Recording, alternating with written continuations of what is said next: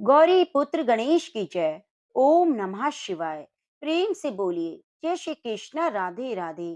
प्रिय भक्तजनों, आज फाल्गुन मास का संकष्टी चतुर्थी का व्रत है। आप सभी को सकट चौथ व्रत की हार्दिक शुभकामनाएं। आप सभी के जीवन की मंगल कामना करते हुए शुरू करते हैं सकट चौथ व्रत कथा। प्रेम से बोलो गणेश भगवान की जय हो, चौथ माता की जय हो। एक समय की बात है, रावण ने स्वर्ग के सभी देवताओं को जीत लिया। वे संध्या करते हुए बाली को पीछे से जाकर पकड़ लिया। बानर राज बाली रावण को अपनी बगल में दबाकर किष्किंधा नगरी ले आए और अपने पुत्र अंगद को खेलने के लिए खिलौने के रूप में रावण को दे दिया। अंगद रावण को खिलौना समझकर रस्सी से बांधकर इधर उधर घुमाने लगा। इससे रावण को बहुत दुख हुआ और कष्ट हुआ। इस तरह कई दिन बीत गए, लेकिन अंगद ने रावण से खेलना नहीं छोड़ा। रावण बहुत दुखी हुआ। एक दिन दुखी मन से अपने पितामह ऋषि पुलस्त्य जी को याद किया। रावण की यह दशा देखकर ऋषि ने विचार किया कि रावण की दशा कैसे हो सकती है।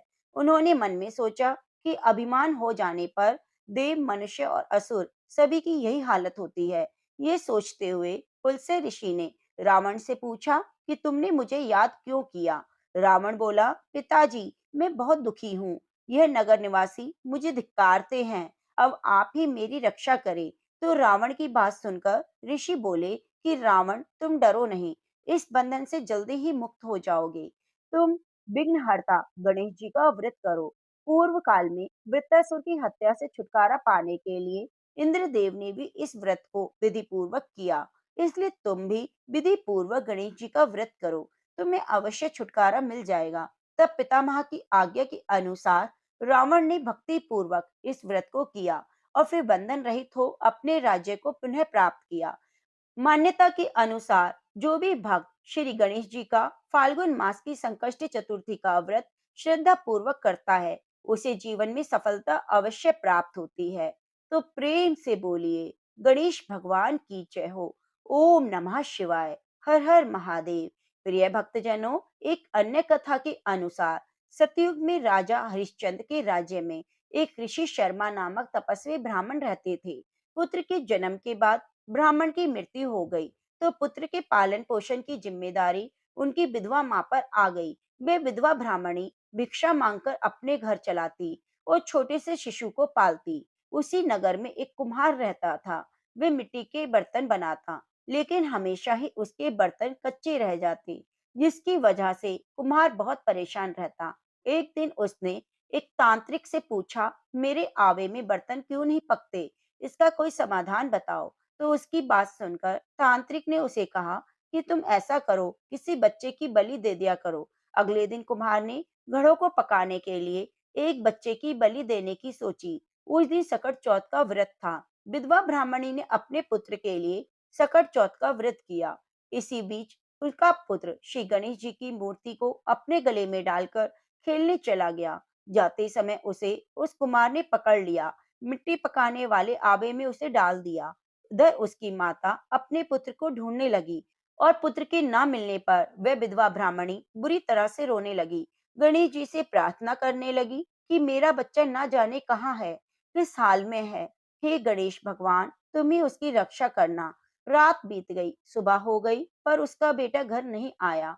सुबह होते ही जब कुम्हार पके हुए बर्तनों को देखने के लिए आवे के पास आया, तो वह जाकर देखता है उसमें पानी भरा हुआ था। एक अंदर बालक बैठकर खेल रहा था।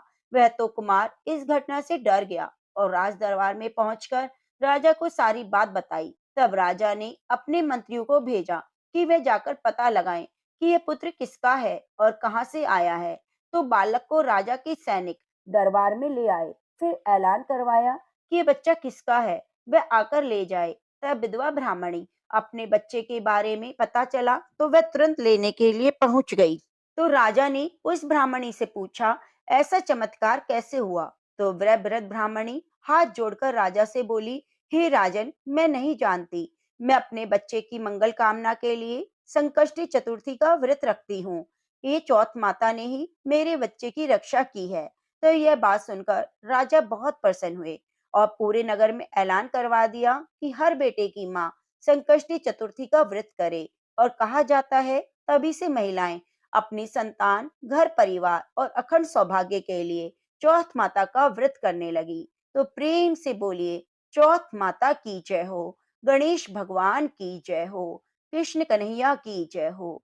प्रिय भक्तजनों, अब श्रवण करते हैं 12 मासी चौथ की कथा। इस कथा को हर माह में आने वाली संकष्टी चतुर्थी व्रत में अवश्य ही सुनना चाहिए। प्रेम से बोलो, चौथ माता की जय हो। एक नगर में एक बूढ़ी माँ रहती थी। वे अपने बेटे की सलामती के लिए 12 महीने की चौथ व्रत करती। हर चौथ को पंसारी से थोड़ा सा गुड़ और घी लाकर 4 लड्डू बनाती।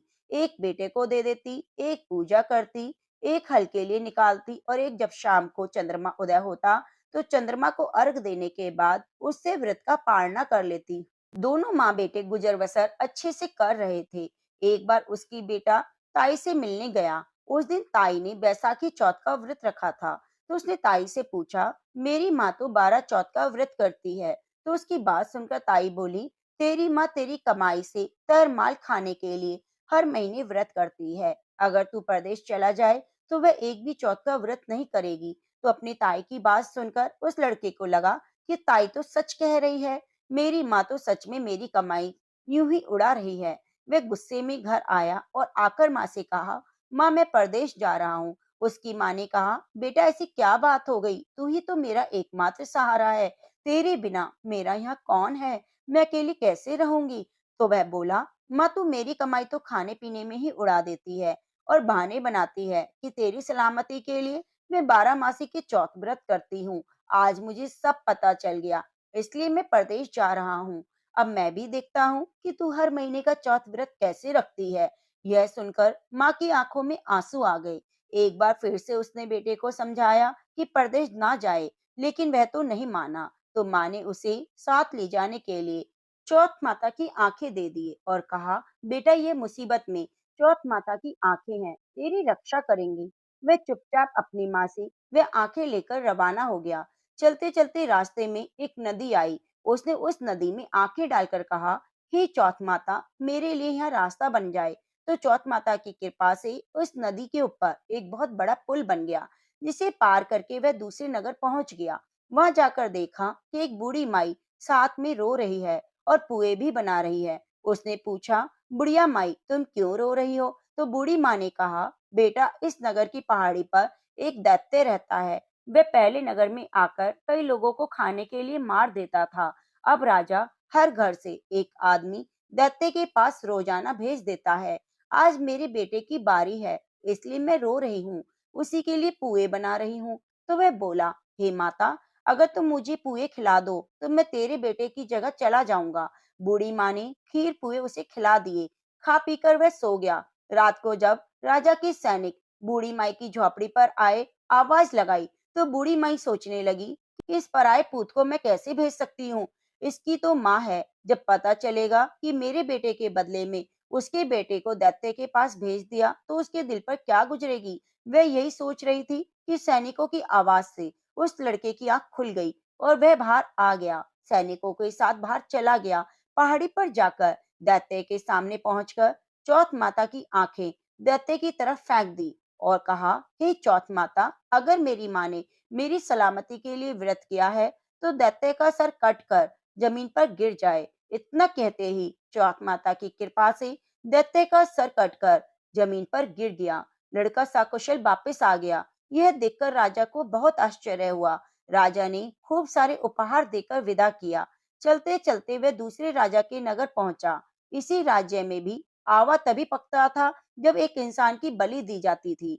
तो सिपाहियों ने उसे देखा, पकड़कर ले आए, आवे में चिन दिया। लड़के ने आवे के अंदर आंखें डालकर कहा, हे चौथ माता, यदि मेरी माँ ने मेरी सलामती के लिए व्रत किया है तो आवे में मेरी बलि के बिना ही झट से पक जाए। इतना कहते ही आवा तुरंत पक गया और आवे में से मिट्टी की जगह सोना चांदी के बर्तन निकलने लगे।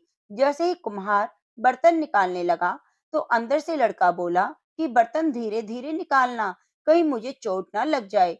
ऐसी आवाज सुनकर दौड़ा दौड़ा वह राजा के पास आया और कहा, राजन, आवे के अंदर तो भूत है, आज बर्तन भी झट से पक गए। तो यह सुनकर राजा तुरंत वहां पहुंचे और लड़के को बाहर निकलवाया। पूछा, तुम कौन, इस आवे में कैसे आए।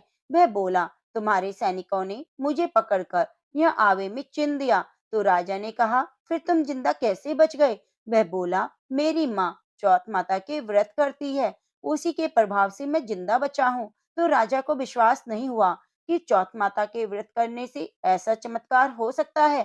तो वह लड़का बोला, हे राजन, आप मेरी कठिन से कठिन परीक्षा ले सकते हैं, फिर तो आपको विश्वास हो जाएगा कि मेरी माँ मेरी सलामती के लिए व्रत रखती है और उसी के प्रभाव से मैं हर मुसीबत से बच जाता हूँ। तो राजा ने एक चांदी की सुराही मंगवाई। कहा, सुराही की नली में से निकल कर दिखाओ तो मुझे विश्वास होगा। लड़के ने चौथ माता को याद करते हुए आंखें सुराही में डाली और कहा, मैं भंवरा बनूं, सुराही में से निकलूं। तो लड़का भंवरा बनकर सुराही में से निकल गया। यह देखकर राजा को विश्वास हो गया कि सच में तेरे ऊपर तो चौथ माता की कृपा है। राजा ने खुश होकर अपनी बेटी की शादी उसके साथ करवा दी। सभी लोगों को चौथ माता का व्रत करने को कहा। ऐसा करते करते कई महीने बीत गए। उसे अपनी माँ की याद आई। तो उसने राजा के पास जाकर कहा कि मैं मेरे नगर की जाने की सोच रहा हूँ। तो राजा ने रथ, हाथी, घोड़े और खूब सारा दान दहेज देकर उसे विदा कर दिया। चौथ के दिन वह अपने नगर पहुंचा। वह अकेला पंसारी के यहाँ माँ का इंतजार करने लगा। सोचा, आज चौथ है, मेरी माँ यहाँ जरूर आएगी। थोड़ी देर बाद टकटकी लगाते हुए उसकी माँ आती हुई दिखाई दी। उसकी माँ की आंखों में जाले आ जाने के कारण दिखना कम हो गया था। लड़के ने जानबूझकर अपना पैर बुढ़िया की लकड़ी पर लगा दिया और कहने लगा, भले तेरे पूत लाठी मेरे पैर के लगा दी। तो इतना कुछ सुनते ही उसकी माँ ने उसे नहीं पहचाना। कहने लगी, बेटा, मुझे चाहे कितनी भी गाली दे दो, पर मेरे बेटे को कुछ मत कहना। इतना सुनते ही उसका बेटा अपनी माँ के चरणों में गिर पड़ा। कहने लगा, माँ, मैं तेरा ही बेटा हूँ, मुझे माफ कर दो। मैंने चौथ माता का व्रत को लेकर न जाने तुमसे क्या क्या कह दिया। मुझसे गलती हो गई, मुझे माफ कर दो। इतना कहते ही उसकी माँ ने उसे गले से लगा लिया और रोने लगी। कहने लगी, बेटा, फिर भी कभी मुझे अकेला छोड़कर मत जाना। वह बोला, नहीं माँ, अब मैं तुम्हें छोड़कर कभी नहीं जाऊंगा।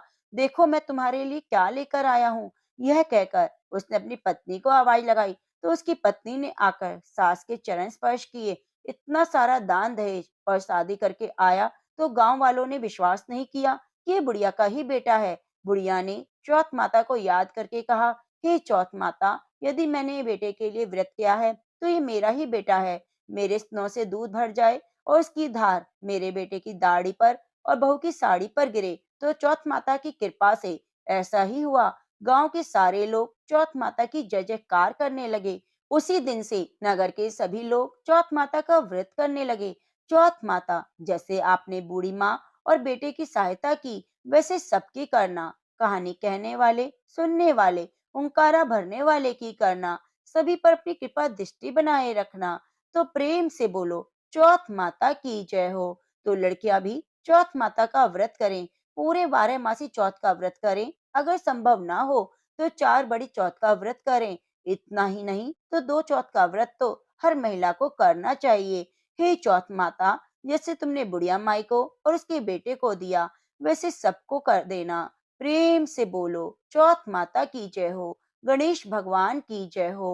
पुराने समय में रतिदेव नाम का एक राजा था। उस राज्य में एक ब्राह्मण रहता था जिसका नाम था धर्मकेतु। धर्मकेतु की 2 पत्नियां थी। एक का नाम सुशीला और दूसरी का नाम चंचला। दोनों पत्नियों का स्वभाव अलग अलग था। सुशीला धार्मिक स्वभाव की थी, व्रत पूजा उपवास करती, गणेश भगवान की परम भक्त थी। जबकि चंचला बिल्कुल अलग थी, भोग विलास में रहती, धर्म कर्म बिल्कुल भी ना करती। ऐसा करते करते समय बीता। दोनों गर्भवती हुई। समय आने पर दोनों के बच्चे हुए।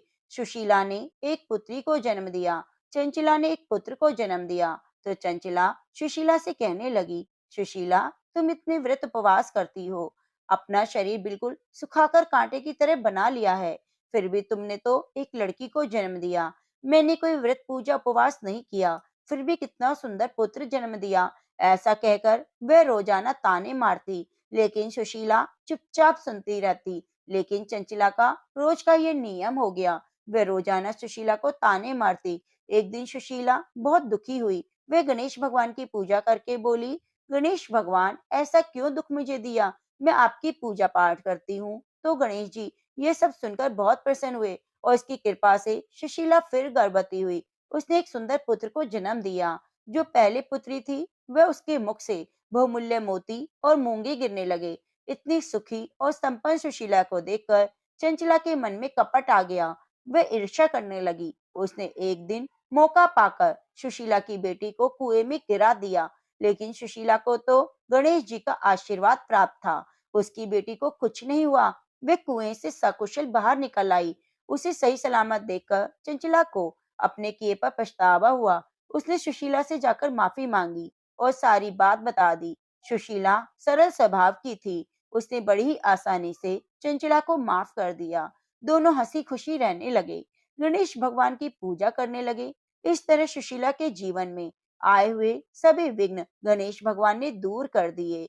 हे गणेश भगवान, जैसे आपने सुशीला की और उसकी बेटी की रक्षा करी, वैसे सबकी करना। प्रेम से बोलो, गणेश भगवान की जय हो, गजानन की जय हो। प्रिय भक्तजनों, अब श्रवण करते हैं लप्सी तप्सी की कहानी। कहते हैं लप्सी तप्सी की कहानी हमें जरूर श्रवण करनी चाहिए। एक लप्सी था और एक तपसी था। तपसी हमेशा भगवान की तपस्या करता, लेकिन उसने चोरी की आदत थी। लप्सी हमेशा सवा सेर का लापसी बनाता और पहले भगवान को भोग लगाता, उसके बाद स्वयं भोजन करता।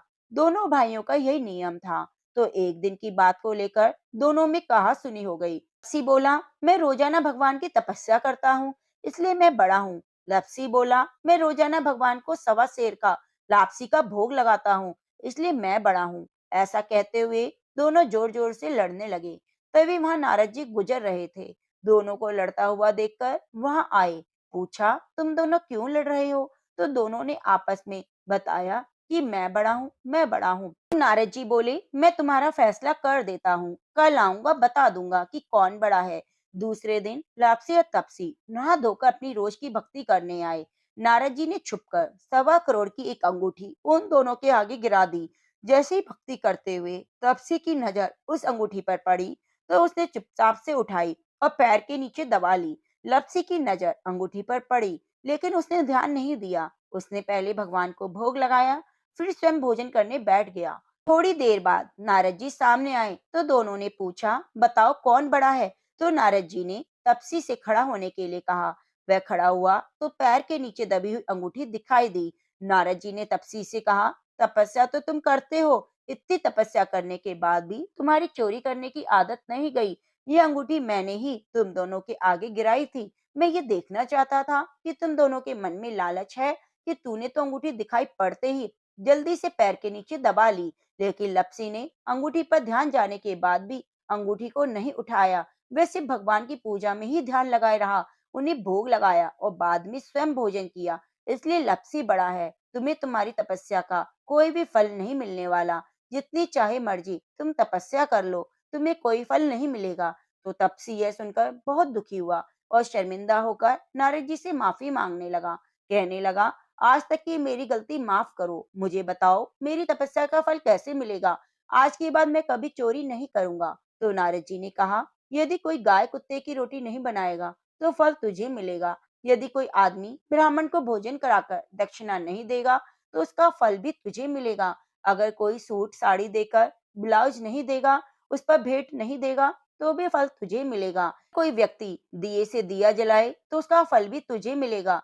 अगर कोई औरत आंगन लीप कर चौका नहीं लिपेगी, तो इसका फल तुझे मिलेगा। यदि व्रत कथा में सारी कहानी सुन ले और तुम्हारी कहानी ना सुने, तो उसका फल भी तुझे मिलेगा। उसी दिन से हर व्रत कथा कहानी के साथ लप्सी तप्सी की कहानी भी सुनी जाने लगी। तो प्रेम से बोलिए, चौथ माता की जय हो, गणेश भगवान की जय हो। एक समय की बात है, एक भाई बहन रहते थे।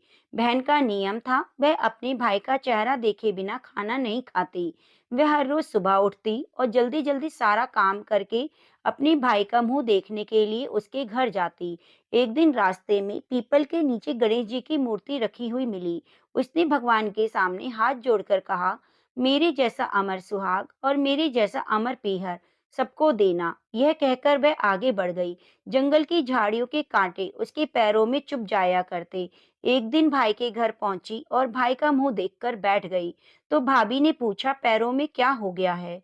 यह सुनकर उसने भाभी को जवाब दिया, रास्ते में जंगल की झाड़ियों के गिरे हुए कांटे उसके पाँव में चुभ गए हैं।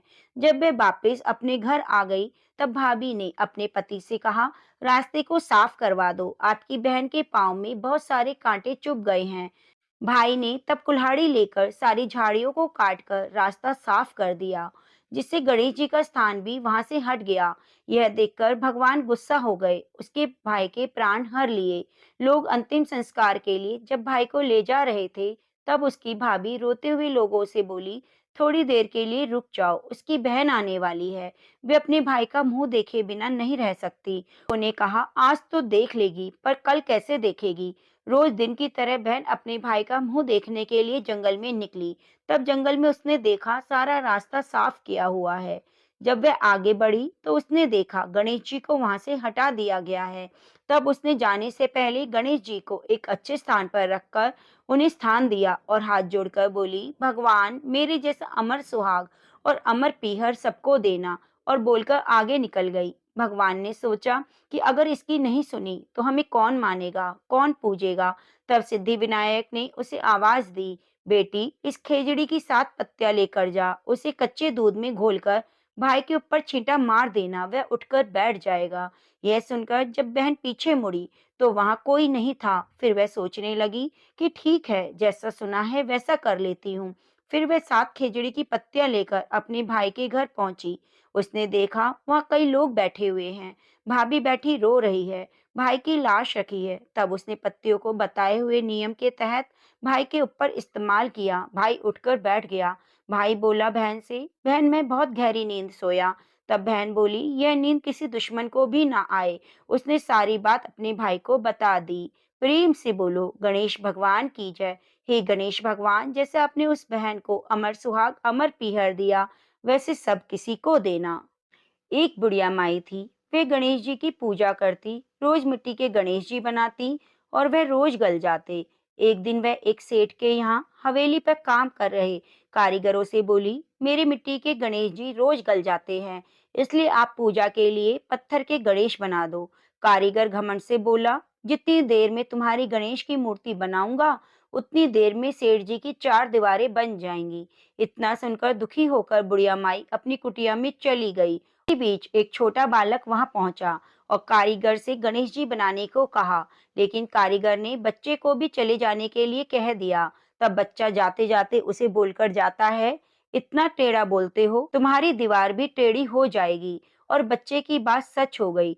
कारीगर सेठ जी के यहाँ दीवार बनाने का काम कर रहे थे, लेकिन दीवार टेढ़ी ही होती जाती। सुबह से शाम हो गई, लेकिन कोई भी काम नहीं हुआ। जब सेठ जी आए, पूछा, आज कुछ भी काम क्यों नहीं हुआ। तब कारीगर ने बूढ़ी माई वाली बात बता दी। तब सेठ जी माई के पास पहुंचे और उनसे कहा, तुम हमारी दीवार सीधी करवा दो, हम सोने के गणेश जी बनाकर देंगे। इतना सुनकर गणेश जी ने दीवार सीधी कर दी। सेठ जी ने बुढ़िया माई को सोने के गणेश जी बनाकर दिए। तब बूढ़ी माई प्रसन्न होकर बोली, हे गणेश जी, इसी तरह लोगों के भी काम आप सदा सीधे करते रहना। प्रेम से बोलो गणेश भगवान की जय।